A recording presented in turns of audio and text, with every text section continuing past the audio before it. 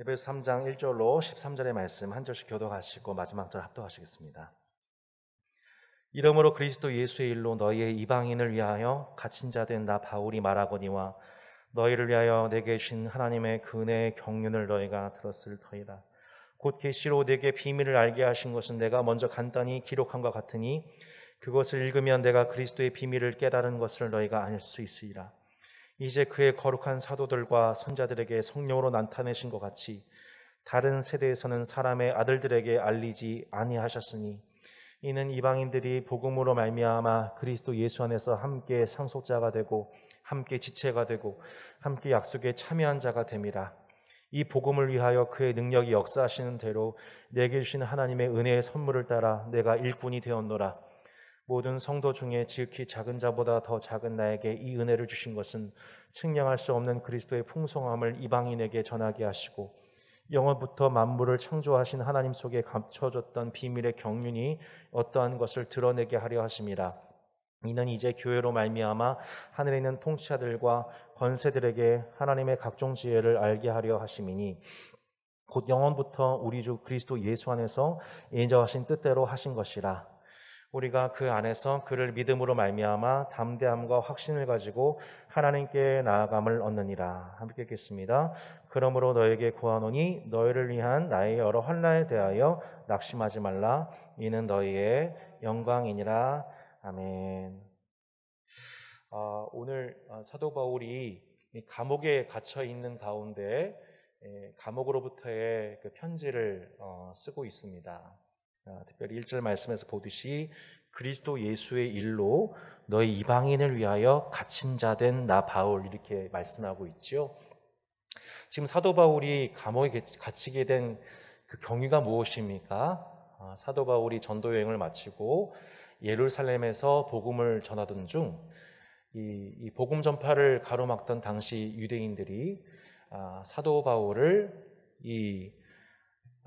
체포하여서 반역죄라는 제목으로 몰아서 당시 로마 재판에 회부하도록 로마인들에게 압력을 가했습니다. 그 결과 사도 바울이 가이사랴에서 감옥에 갇히고 계속해서 총독들로부터 신문을 받게 되죠. 가이사랴에서 이것에 대해서 항소하여 로마로 이제 호송이 되게 됩니다.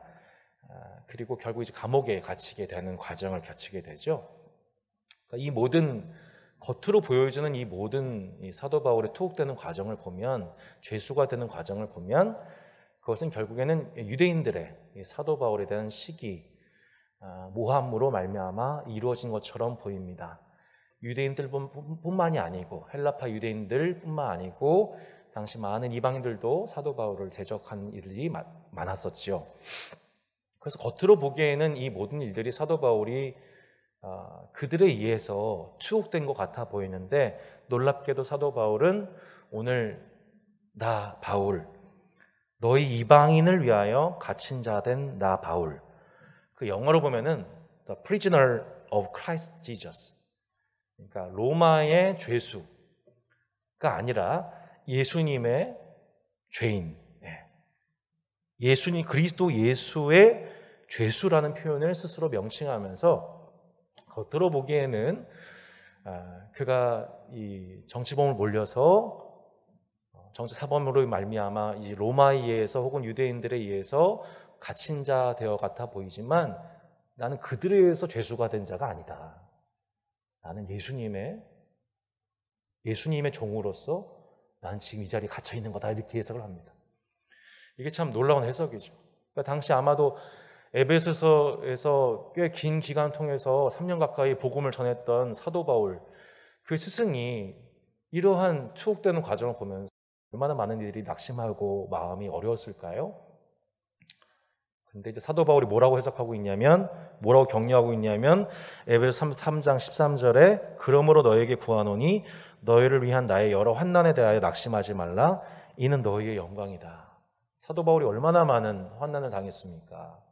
이렇게 억울하게 재판에 송부가 되고 또 억울한 죄인의 누명을 쓰고 죄 없는 자임에도 불구하고 죄 있는 자 취급당했던 예수님과 같은 그 길을 걸어가야만 했습니다. 그가 이미 전도여행을 통해서 여러 번 자지 못하고 또 제대로 먹지 못하고 또 강도를 만나고 태형을 40대에서 한 대 감한 태형을 여러 번 당하고 또 몸에 질병을 달고 다니고 가난하고 이런 수많은 여러 환난들을 당했는데 사도 바울은 여전히 자신을 염려하고 있는 에베소 교인을 향하여서 오히려 그들 낙심하지 말아라 라고 격려하고 있습니다. 그 이유가 무엇일까요? 너희 이방인을 위하여 갇힌 자 된 나 바울. 여러분, 우리 사도행전 8장에 보면 사도 바울이 처음 그 사도로 부름을 받는 과정에서 보면 당시 이 다메섹에 있는 그리스도인들을 핍박하기 위해서 그 자리에 왔다가 다메섹 도상에서 예수님을 경험하지 않습니까? 그때 눈이 먼 이 사울, 당시 사울에게 하나님께서 그를 택하심을 알게 하신 하나님의 사람이 있었습니다. 그 다메섹의 아나니아죠. 아나니아를 통해서 이 당시 사울이 장차 어떠한 삶을 살아갈지에 대해서 미리 예언하신 바의 말씀이 있습니다. 사도행전 9장 15절로 16절 말씀이죠. 주께서 가라사대 가라, 이 사람은 내 자손들 앞에 전하기 위하여 택한 나의 그릇이라. 그가 내 이름을 위하여 해를 얼마나 받아야 할 것을 내가 그에게 보이리라 하시니. 여러분, 지난날 사울이 얼마나 많은 이들에게, 그리스도인들에게 해를 끼쳤습니까? 스데반을 죽이고 곳곳 도초에 있는 예루살렘에 있던 성도들을 박해하였고 또 전국에 흩어져 있는 성도들을 박해하기 위해서 유대인들과 함께 활동했던 자가 바로 이 사울입니다. 핍박하던 자였습니다.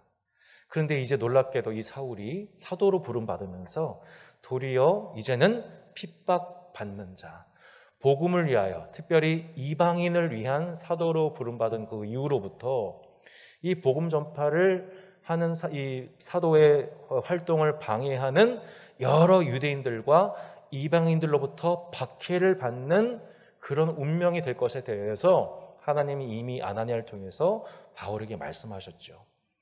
이 과정이 정말로 쉽지 않은 과정이었습니다. 예수님의 길을 걸어가는 과정이었습니다. 하지만 바울은 지금 자신의 생명이 얼마 남지 않은 가운데에서 이제 자신의 운명이 어떻게 될지 모르는 가운데서도 여전히 기뻐하고 있는 것을 보게 됩니다. 오히려 낙심하지 말라고 격려하고 있는 것을 보게 됩니다. 왜요? 자신이 이방인을 위한 고난을 감당하고 있기 때문인 것이죠. 또한 오늘 본문의 말씀에 보면 2절에 이렇게 말씀합니다. 너희를 위하여 내게 주신 하나님의 그 은혜의 경륜을 너희가 들었을 터이라. 이렇게 말씀하고 있습니다. 너희를 위하여 내게 주신 하나님의 그 은혜의 경륜을 너희가 들었을 터이라. 자, 여기서 이제 오늘 저희가 주목하게 되는 바 경륜이라는 단어가 등장을 합니다. 신약 성경에서 딱 5번 나오는 단어입니다.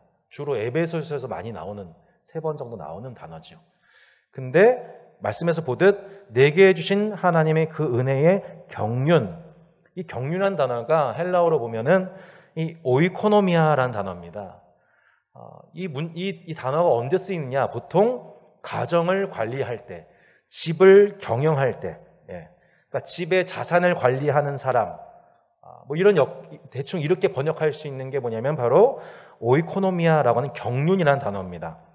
그래서 이 단어는 때에 따라서 민족 전체를 다스리는 이 민족적 차원의 경영, 이게 영적인 의미를 해석하자면 인간과 세상을 다스리시는 하나님의 경영, 행정, 섭리라는 단어가 쓰인 단어가 바로 이 경륜이라는 단어입니다.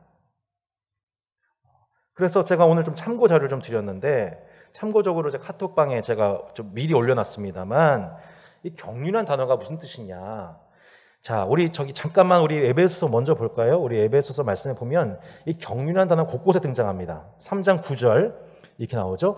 영원부터 만물을 창조하신 하나님 속에 감추어졌던 비밀의 경륜이 어떠한 것을 드러내게 하려 하심이라. 말씀이 좀 어렵지만 다시 한번 볼까요? 영원부터 만물을 창조하신 하나님 속에 감추어졌던 비밀의 경륜이라는 단어가 등장하죠. 자, 에베소 1장 앞으로 가볼까요? 1장 9절 보세요. 그 뜻의 비밀을 우리에게 알리신 것이요 그의 기뻐하심을 따라 그리스도 안에서 때가 찬 경륜을 위하여 예정하신 것이니 하늘에 있는 것이나 땅에 있는 것이나 다 그리스도 안에서 통일되게 하려 하심이라. 자, 여기 보시면 그리스도 안에서 때가 찬 경륜을 위하여 예정하셨다. 계속 경륜이라는 단어가 나오는 것을 보게 됩니다. 자, 아까 말씀드렸죠. 경륜이라는 단어는 가정을 혹은 민족을 또 더 넓게 보면, 하나님의 시각에서 보면 하나님의 경륜이라는 것은 뭐냐면 우주를 창조하신, 온 세상을 창조하신 하나님의 다스리심, 하나님의 경영, 영어로 보면 어드미니스트레이션, 행정, 섭리, 뭐 어떤 단어도 다 해당되는 것 같습니다. 그래서 이 경륜이라는 단어에 대해서 제가 카톡방에 올려드렸지만, 경륜은 뭐냐면 하나님께서 당신의 나라를 역사 속에서 진행시키시라는 계획이 바로 경륜이라고 볼 수 있습니다. 이러한 하나님의 경륜, 또한 3절에 보시면 곧 계시로 내게 비밀을 알게 하신 것은 내가 먼저 간단히 기록한 것 같으니, 내가 이 계시로 내게 비밀, 곧 하나님의 경륜을 알게 된 것은 계시로 나타났다. 그러니까 결국 계시란 뭐냐면 하나님의 경륜을 알려주시고자 하시는 하나님의 행동이 바로 계시라고 할 수 있습니다. 곧 하나님은 역사 속에서 지금도 어떤 일을 하셨냐면 하나님의 경륜, 하나님의 나라를 이 땅에 이루시는 하나님의 총체적인 계획에 대해서 하나님은 계시를 통해서 우리 가운데 알려주고 싶어 하셨다는 것입니다. 우리 총신 출신의 아주 탁월한 신학자가 계십니다. 그분이 송재근 교수님이라는 분이십니다. 이 송재근 교수님의 책 중에 아주 오래된 날마다 새로운 구약 성경 이야기 1, 2 이렇게 책이 있습니다. 정말 두꺼운 책인데요. 제가 개척 앞두고 한 선배님으로부터 이 책을 선물 받아서 지금도 이 책을 읽고 있습니다. 정말 탁월한, 수십 년 동안 구약 성경을 연구한 탁월한 신학자의 정말 탁월한 업적의 책이 바로 이 책입니다. 이 책의 가장 첫 페이지에 나오는 첫 번째 주제가 뭐냐면 경륜입니다. 경륜. 그래서 이 경륜에 대해서 교수님이 말씀하시는데, 하나님은 이 학자로서의 물론 정리입니다만 저희가 조금 참고가 될 만합니다. 하나님은 구약과 신약을 통해서 하나님의 경륜을 나타내셨는데, 하나님의 경륜은 정리하자면 약 이 4가지 차원에서 나타났다는 거예요. 순서상으로 보면은. 첫 번째, 제 첫 번째 경륜이 여러분 무엇입니까? 제가 카톡방에 좀 올려드렸었죠. 첫 번째 경륜은 뭐냐면 창조에서 아브라함 때까지 나타난 하나님의 경륜이다. 이때는 좀 하나님의 경륜이 소극적인 방식으로 또 수동적인 방식으로 나타납니다. 두 번째 경륜은 뭐냐면 아브라함에서 예수님의 초림까지 나타나는 하나님의 좀 더 적극적이고 능동적인 하나님의 경륜이 나타나고 있다. 세 번째, 예수님의 초림부터 재림 때까지는 하나님의 경륜이 혁명적으로 폭발적으로 일어나고 있다. 그리고 맨 마지막 4번째 경륜이 무엇입니까? 예수님 재림 이후에 우주적으로 나타나는 하나님의 완성될 하나님의 경륜이다. 이렇게 학자로서 구분을 하신 것을 보게 됩니다. 시간이 많지 않아서 그 책의 모든 내용을 살필 수는 없지만 창세기 1장부터 11장, 곧 아브라함을 선택하셔서 아브라함의 성별과 이스라엘 성별을 통하여서 하나님의 구원 계획이 나타나기 전까지 보면 인간의 죄악사가 많이 나오고 있는 것을 보게 되죠. 하나님께서 우주를 창조하시고 인간을 창조하신 후에 그 인간이 이 우주 질서 속에서 하나님을 대적하여서 악을 범하는, 악이 세상에 들어오게 되는 것에 대해서 하나님이 허용하신 것을 보게 됩니다. 왜 하나님께서 그렇게 악을 허용하셨을까? 이것은 인간에게 주신 자유의지 때문이죠. 하나님께서 자유의지를 인간에게 주지 않으시고 기계적으로 이 세상을 만드셨다면 악이 침범하는 일도 없었을 것입니다. 하지만 하나님께서 인간을 너무나도 존귀케 하셨고 인간에게 부여하신 그 자유의지는 심지어 창조주의 뜻을 반할 수 있을 만큼 하나님께서 인간에게 자유를 부여하신 그 결과로서 인간은 안타깝게도 하나님을 대적하였고 그 결과 악의 세상 가운데로 들어오게 되는 것을 보게 됩니다. 이런 면에서 하나님의 경륜은 좀 소극적인 부분이 있습니다. 수동적인 부분이 있습니다. 인간의 죄악이 깊어지고 세상이 거의 그 인간의 선택으로 말미암아 죄악이 창궐해져서 세상이 거의 망하게 되고 인간이 더 이상 돌이킬 수 없을 때가 되었을 때까지 하나님은 그들에 대해서 길이 참고 인내하시면서 그들이 돌이킬 때까지 인내하십니다. 이게 하나님의 경륜이라는 거예요. 그리고 끝끝내는 결국엔 하나님께서 이 망해가는 세상으로부터 인간을 구원하시기 위해서 소극적이지만 결국 개입하심을 통해 하나님의 구원과 하나님의 언약을 주심으로 하나님의 경륜을 나타내셨다. 이게 첫 번째 이 1경륜에 해당되는 하나님의 행동이었다는 것입니다. 근데 이 경륜부터는 좀 다릅니다. 좀 적극적이었어요. 하나님께서 이 세상을 구원하시기 위해서 아브라함을 성별하시고 그래서 민족 이스라엘을 성별하심을 통하여서 장차 이 피에서 이 혈통에서 하나님의 아들이신 예수 그리스도를 이 땅에 보내실 하나님의 계획을 드러내셨습니다. 하나님 나라를 완성할 계획을, 회복할 계획을 세우셨습니다. 그래서 맨 먼저는 백성된 이스라엘을 성별하셨고 또한 하나님께서 그들에게 하나님의 법인 율법을 부여하심으로 그 법에 순종하는 백성을 삼기 원하셨습니다. 그리고 그들에게 하나님 가나안 땅이라는 땅을 예비하심으로 하나님 나라를 실제로 이 땅에 회복할 그 샘플로서 하나님은 이스라엘에게 율법과 가나안 땅을 선물하시는 방식을 통해 하나님은 하나님의 좀 더 적극적인 하나님의 구원, 경륜을 이 땅에 허락하시죠. 예. 그리고 마침내 제3경륜, 예수님이 이 땅에 오심으로 하나님 나라를 선포하시고 십자가와 부활 사건을 통하여서 하나님 나라를 이 땅에 회복하셨습니다. 다시 오실 것을 말씀하시면서 우리에게 약속하신 성령을 부어주셨습니다. 그리고 모든 민족에게 이것이 증언이 될 때에 마침내 그제서야 끝이 올 것이다. 내가 다시 올 것이다. 주님이 재림에 관한 소망을 주시면서 이 주님의 능하신 행동이 주의 몸된 교회를 통해서 나타나는데 이때는 매우 폭발적으로 나타납니다. 그 폭발적인 역사가 우리가 사도행전에서 저희가 주목하고 있는 것입니다. 폭발적으로, 혁명적으로 하나님 나라가 마침내 이 땅 가운데서 왕성해지고 있는 그 결과가 예수님의 부활 승천 이후 교회를 통한 역사를 통해 지금까지 이루고 있는 것입니다. 우리는 지금 제3경륜의 시기에 해당되는 하나님의 역사와 동행하고 있는 것이죠.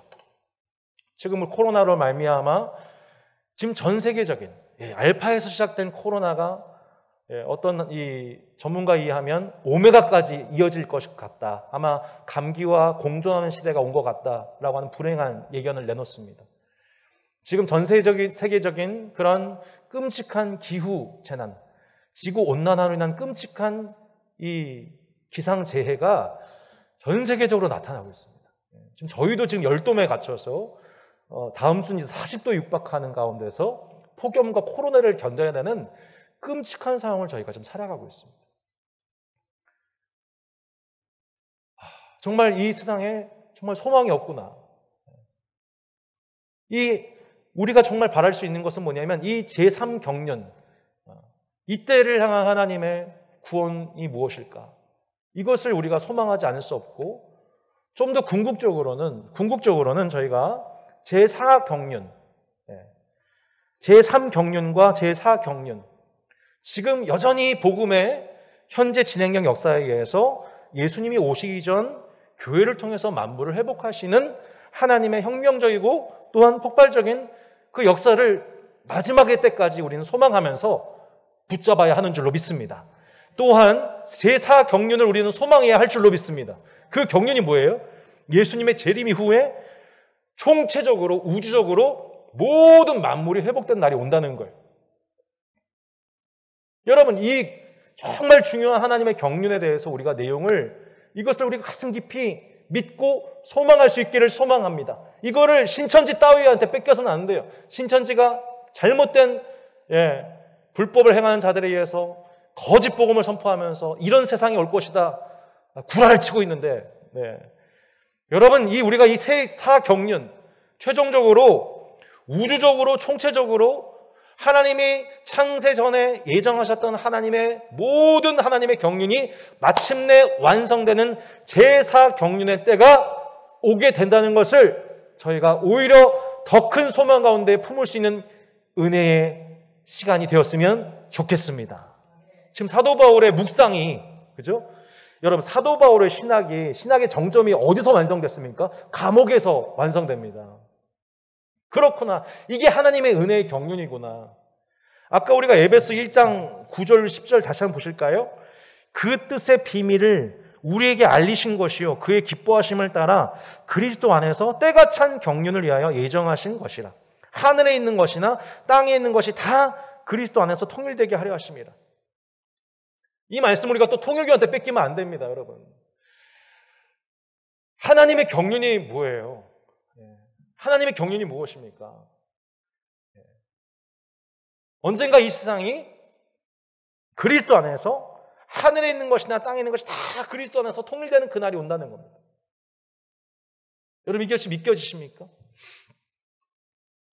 창세기 1장을 보면 우리가 믿을 수 있습니다. 왜요? 그때 바로 그리스도 안에서 하늘에 있는 것이나 땅에 있는 것이나 통일되었던 창조의 샘플을 우리가 기억하고 있기 때문입니다.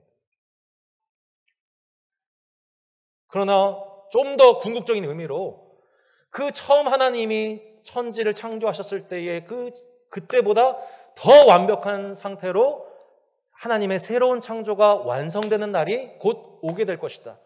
하늘에 있는 것이나 땅에 있는 것이나 그리스도 우리의 구속주의 사역으로 말미암아 모두 다 만물이 회복되는 질서가 마침내 오게 될 것이다 라고 성경은 분명히 선언하고 있습니다. 그러므로 주의 몸된 교회는 우리에게 지금 우리에 해당되는 제3경륜의 때에 폭발적인 방식으로 여전히 그 예수 그리스도의 복음을 전파하게 하여 주시는 하나님의 이 사명감을 감옥에서도 이방인을 위해 갇힌 자 된 나 바울, 나는 이 세상의 노예가 아니라 그리스도의 노예로서 그리스도의 죄수로서 이방인을 위해서 갇혀 있는 거야 라고 바라보았던 사도 바울과 같이 지금 코로나로 말미암아 활동이 제약되는 이 순간 속에서도 이방인을 위하여서 갇힌 이 상황을 도리어 즐거워하고 해석해내가며 복음을 전파하는 일에 쓰임받아야 할 줄로 믿습니다. 주의 몸된 교회, 전 세계 모든 교회가 하나님의 제3경륜을 이해하며 흔들리지 않고 굳게 붙잡고 제3경륜과 마침내 제4경륜을 우리 가운데 이루실 그 소망을 붙잡는 은혜가 있기를 예수 이름으로 축원합니다. 아멘. 자, 그래서 사도 바울이 말씀하고 있는 거예요. 너희를 위하여 내게 주시는 하나님의 그 은혜의 경륜을 너희가 들었을 터이라. 사도 바울이 궁극적으로 결국 에베소 교회나 모든 교회를 향하여서 증거하고자 했던 그 사도 바울의 신학의 정점이 무엇입니까? 하나님의 경륜입니다. 경륜.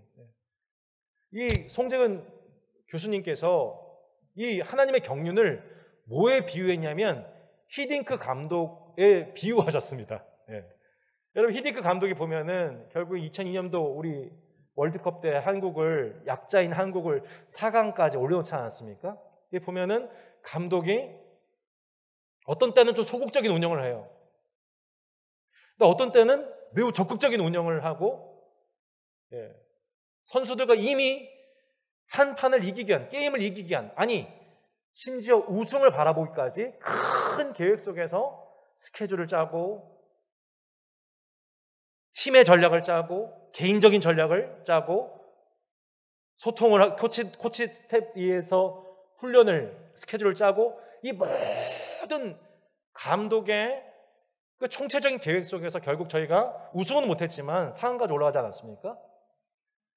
마찬가지라는 거예요. 그 감독의 속내, 세상을 깜짝 놀라게 하겠다라고 하는 히딩크 감독의 속내, 우리는 그걸 알지 못했어요. 그죠? 허풍이라고 생각했어요. 근데 마침내 그게 4강에 진출을 했었을 때에 저희 전 국민이 그 감독 한 사람으로 말미암아 우리 팀이 얼마만큼 승승장구할 수 있고 또 이 축구 강국들을 이길 수 있는지 그 감독의 깊은 전략, 감독 마음속에 있는 깊은 전략과 고뇌와 그 훈련 과정과 나중에 다 알게 된단 말이에요. 그런 것처럼 하나님의 경륜이 그거 같다는 거예요. 세상에 하나님이 이 세상을 처음 창조하시고 우리를 구속하실 때에, 그리고 마침내 제4 경륜을 이루시기까지 하나님이 이렇게 깊은 창조주로서의 고뇌와 고민과 계획과, 또 때로는 소극적인 것처럼 보이고 때로는 아주 적극적인 개입을 통해서 그 뜻을 이루시는 분이시구나. 세상에 이게 하나님의 경륜이구나. 여러분, 이걸 알게 된 거예요. 누가요? 사도 바울. 사도 바울이 그걸 몰랐던 사람이에요. 원래 유대 교인이었지만 이 하나님의 경륜을 통해 드러난 하나님의 계시를 언제 받게 됩니까? 사도행전 9장 때 발견합니다. 그 전까지는 몰랐어요. 이 하나님의 경륜을. 하나님의 경륜을 매우 좁게 봤어요. 그래서 그는 여전히 유대교인이었고 유대인 민족주의자였고 이방인을 개취급하던 사람 중에 하나였습니다. 근데 다메섹 도상에서 예수님을, 부활하신 예수님, 사울아 사울아 어찌하여 나를 박해하니? 라고 말씀하시는 예수님을 만났을 때, 나는 내가 박해하는 예수라라고 말씀하신 그 음성을 듣고 그 영광 앞에 눈이 멀게 된 그때 육체의 눈은 닫혀지게 되는데 오히려 영의 눈이 열려져서 그때 뭘 알게 돼요? 주님의 비밀을 알게 되는 겁니다. 그 비밀이라는 단어가 3절에 나오죠. 곧 계시로 내게 비밀을 알게 하신 것은 내가 먼저 간단히 기록한 것 같으니. 4절, 그것을 읽으면 내가 그리스도의 비밀을 깨달은 것을 너희가 알 수 있으리라. 이제 그의 거룩한 사도들과 선자들에게 성령으로 나타내신 것 같이 다른 세대에서는 사람의 아들들에게 알리지 아니하셨으니. 이렇게 나와 있습니다. 9절에도 보면 아까 경륜한 단어에서 비밀의 경륜이 나와 있잖아요. 비밀의 경륜. 이게 비밀이라는 거예요. 비밀. 사도 바울에게도 이게 비밀이었다는 거예요. 여기서 이제 비밀이라는 단어가 미스테리온이라는 단어입니다. 이게 에베소 지역을 비롯해서 당시 헬라권에서는 이교를 믿는 신비 종교들의 비밀스러운 가르침, 입문자들에게만 전수되는 가르침을 가리킬 때 사용되는 단어입니다. 이거 참 묘한 거야. 이게 참 신비로운 거야. 이렇게 이교에서 초신자를 낚을 때 했던 단어죠. 이 비밀, 에베소서와 더불어서 사도 바울이 감옥에서 쓴 또 다른 편지가 있는데 이 비밀에 대해서 골로새서 1장 26절 27절에서 사도 바울이 이렇게 말씀했습니다. 같이 한번 읽어보겠습니다. 이 비밀은 만세와 만대로부터 감추어졌던 것인데 이제는 그의 성도들에게 나타났고 하나님이 그들로 하여금 이 비밀의 영광이 이방인 가운데 얼마나 풍성한지를 알게 하려 하심이라.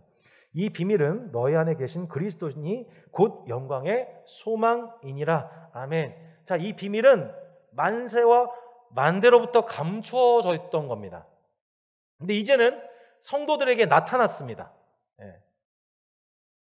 이 비밀의 영광이 유대인만이 아니라 이방인 가운데 얼마나 풍성한지를 알게 하려 하심이라.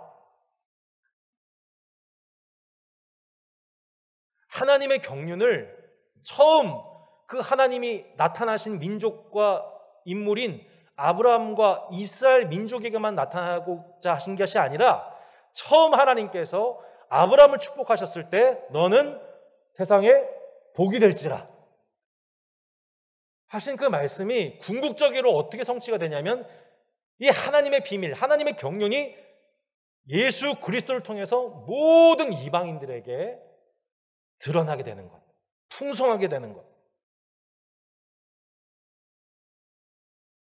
이 비밀을 알게 된 자가 누구였냐면 바로 사도 바울이었다는 겁니다.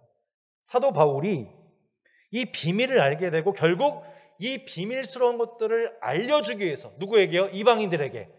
이 이방인들에게 이 비밀을 알려주는 역할, 그 직무자가 바로 바울이었다는 거예요. 그렇기 때문에 자신이 투옥되고 감옥에 갇혀서 억울한 감옥살이를 하는 그 과정 속에서도 사도 바울의 그 마음은 감옥에 갇혀서 억울하다, 비참하다, 마음이 우울하다가 아니라 온통 그 사도 바울의 그 관심은 자신이 지난날 복음을 전했던 교회들이 어떻게 더 성장할 수 있을까? 그들이 하나님의 경륜을 잘 이해하고 있는가? 혹은 감옥에 있는 로마 군병들에 대해서도 저들에게 하나님의 경륜이 알려질 찬스다.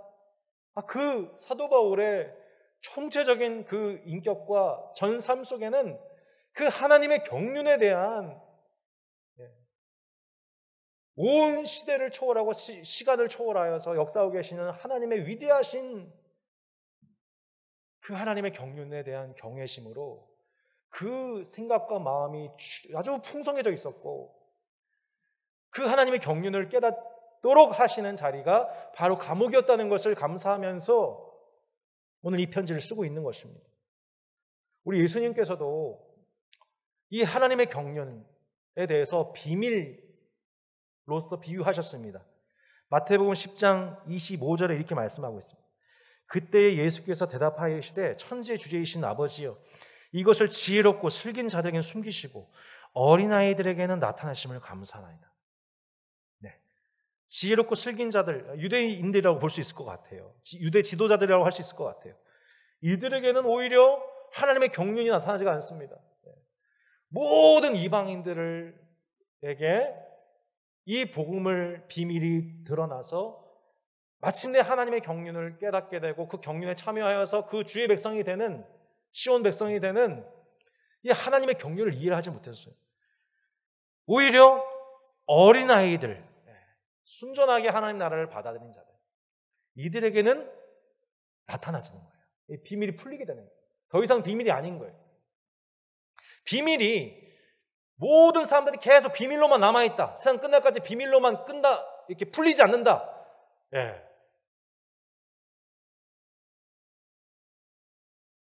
하나님은 그런 분이 아니십니다. 비밀을 나타내신 분이십니다. 계시를 통해 하나님의 경륜이 어떠한 것인지, 하나님의 위대한 경륜이 무엇인지를 어린아이와 같은 자들에게 나타내시는 분이십니다. 지금도 하나님은 그 일을 제3경륜 때에 일하고 계신 줄로 믿습니다. 기록된 바 하나님이 자기를 사랑하는 자들을 위하여 예비하신 모든 것은 눈으로 보지 못하고 귀로 듣지 못하고 사람의 마음으로 생각하지도 못하였다 함과 같으니라. 오직 하나님의 성령으로 이것을 우리에게 보이셨으니 성령은 모든 것 곧 하나님의 깊은 것까지도 통달하시느니라. 아멘. 우리의 눈으로 보지 못하고 귀로 듣지 못하고 사람의 마음으로 생각하지 못하는 하나님의 경륜입니다. 여러분, 아무리 세상 사람들이, 역사가가, 철학가가, 경제학자들이, 심리학자들이 열심히 공부하고 연구한다 해보세요. 여러분, 그들이 진리에 도달할 수 있을까요? 이 하나님의 경륜을 이해할 수 있을까요? 1, 2, 3, 4 경륜을 통하여서 마침내 하나님의 은혜와 진리가 이 땅에 회복되는, 세상과 역사에 대한 그 모든 총체적인 진리, 인간과 세상을 향한 하나님의 구원 계획, 이 하나님의 경륜을 누가 감히 깨닫고 누가 감히 그것을 학문적으로 정립할 수 있고 해석할 수 있고 사람들을 위로하고 가르칠 수 있냔 말입니다. 이것은 오직 성경을 통하여서 그 계시의 정점에 계시는 예수 그리스도를 통해서 이 땅 가운데 그 비밀을 나타내신 그분의 하나님의 자기 계시에 의하여, 하나님의 경륜을 나타내시는 하나님의 자기 계시에 의하여 우리에게 성경을 통해서 드러났고 그 아들 예수 그리스도를 통하여 나타났으며, 지금도 생각하지 못한 방식으로 일하시는 성령님의 놀라운 역사하심을 말미암아 보지 못했던 자, 듣지 못했던 자가 마침내 하나님의 경륜을 깨닫게 된 역사가 전 세계 가운데 역사하고 계시는 성령님의 역사인 것입니다. 그 풍성케 하신 역사가 오늘도 왕성하게 진행되고 있는 것입니다. 그 하나님의 경륜이 이방인들에게 주는 소망이 무엇입니까? 6절입니다. 이는 이방인들이 복음으로 말미암아 그리스도 예수 안에서 함께 상속자가 되고 함께 지체가 되고 함께 약속에 참여한 자가 됨이라 라고 말씀하고 있습니다. 그리스도 안에서 유대인들만이 아니라 모든 이방인들이 주님과 완전한 그리스도와의 연합을 통해 그리스도와 연합되는 것만이 아니라 그리스도와 연합된 또 다른 지체들, 유대인이나 헬라인이나 이방인이나 야만인이나 남자나 여자나 종이나 상전이나 그 그리스도 예수 안에서 함께 무엇이 됩니까? 함께 상속자가 되고 함께 지체가 되고 함께 약속에 참여한 자가 된다는 것입니다. 모두 다 아브라함의 자손이 된다는 거예요. 한 식탁에 둘러앉은 형제자매가 된다는 거예요. 그리스도라는 큰 몸에 머리 대신 예수님께 붙어있는 한 몸이 된다는 거예요. 이게 하나님의 경륜의 완성입니다. 유대인들만 사랑하신 것이 아니라 유대인들을 처음 선택하신 것은 맞지만 이제 그 복음은 유대인과 이방인의 막힌담을 허셨고 예수 그리스도의 언약에 참여하는 모든 자들이 마침내 하나님의 경륜을 통해 하나님의 계시를 통해 하나님의 경륜을 이해하고 이제는 함께 상속받는 자요 지체요 약속에 참여한 자로 부름을 받게 된다는 겁니다. 지금도 그 이방인들을 위해서 우리 주님은 일하고 계신 것이죠. 7절 이 복음을 위하여 그의 능력이 역사하신 대로 내게 주시는 하나님의 은혜의 선물을 따라 내가 일꾼이 되었노라. 사도 바울이 고백하죠. 이 복음을 위하여 그의 능력이 역사하신 대로 내게 주신 하나님의 은혜의 선물을 따라 내가 일꾼이 되었다. 사도 바울이 자신의 사명을 정체성을 분명히 이해하고 이 이방인을 위한 사도로서의 직무를 끝까지 감당하고 있는 것을 저희가 보게 됩니다. 마지막으로 우리가 10절 말씀을 좀 주목했으면 좋겠습니다. 10절 말씀에 에베소 전체를 통해서 에베소 전체에서 정말 중요한 한 구절이 등장합니다. 어떤 신학자는 에베소 3장 10절 말씀을 어떻게 해석하느냐에 따라서 에베소의 성패가 달려있다 이렇게까지 얘기했습니다. 에베소 3장 10절에 이는 이제 교회로 말미암아 하늘에 있는 통치자들과 권세들에게 하나님의 각종 지혜를 알게 하려 하심이니 하나님의 모든 비밀의 경륜이 이방인들에게 나타나게 하시는 그 모든 목적 이게 뭐냐? 이제 교회로 말미암아 하늘에 있는 통치자들과 권세들에게 하나님의 각종 지혜를 알게 하려 하신다는 거예요. 여기서 말씀하고 있는 하늘에 있는 통치자들과 권세들은 누구입니까? 에베소서의 전체 언어적 맥락으로 봤었을 때 그것은 2장 2절에 나와 있는 공중의 권세 잡은 자를 따랐으니 곧 지금 불순종의 아들들 가운데 역사하는 영입니다. 에베소서 6장에서 말씀하는 바와 같이 6장 12절 말씀과도 같이 통치자들과 권세들과 이 어두움의 세상 주관자들과 하늘에 있는 악의 영들 에베소 전체 맥락으로 봤었을 때 여기 나와 있는 하늘에 있는 통치자들과 권세들은 하늘에서 하늘과 땅 사이에서 하나님과 하나님의 경륜을 나타내는 경륜을 이루는 하나님의 도구인 교회를 대적하는 하늘에 있는 악의 영들이라고 해석할 수 있습니다. 이 지금도 악의 영들은 정사와 권세들은 지금 어떤 활동하고 있냐면 이 1, 2, 3, 4 하나님의 경륜에 대해서 무지하면서 그 경륜이 이 땅에 이루어지는 것에 대해서 대적하고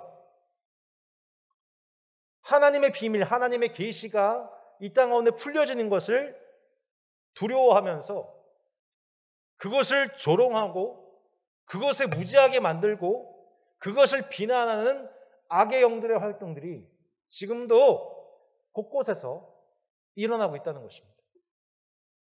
하나님은 교회로 말미암아 이들 하늘에 있는 통치자들과 권세들에게 하나님의 각종 지혜를 알게 하려 하시기 위해 주의 몸된 교회를 통해 지금도 역사하고 계신 하나님이라고 말씀하고 계십니다.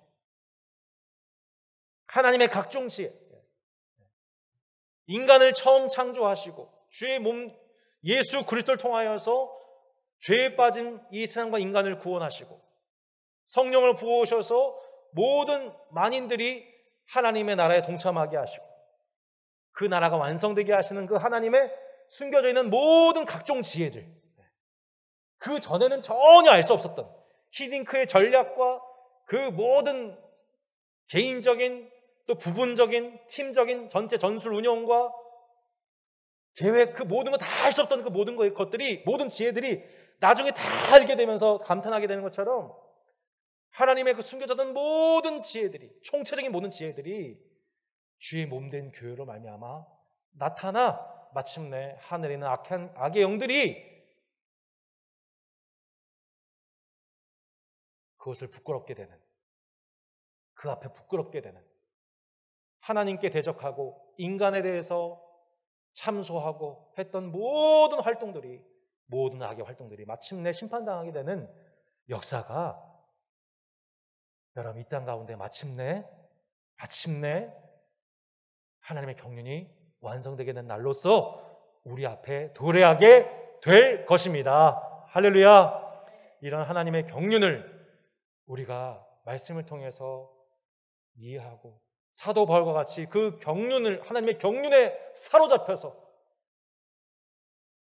이 코로나 시대 때에도 담대함과 확신을 가지고 하나님께 나아가며 이 세대의 복음을 전파하고 갇힌 자 된 상황 같은 이 상황 속에서도 주님이 예비하신 이 땅의 여러 이방인들에 대하여 하나님의 경륜을 선포하고 마침내 하나님의 은혜로 하나님의 계시가 저들의 눈을 밝혀셔서 그 위대한 경륜을 함께 찬양하는 일에 동참케 되는 선교 역사가 있기를 주 예수 이름으로 축원합니다. 아멘.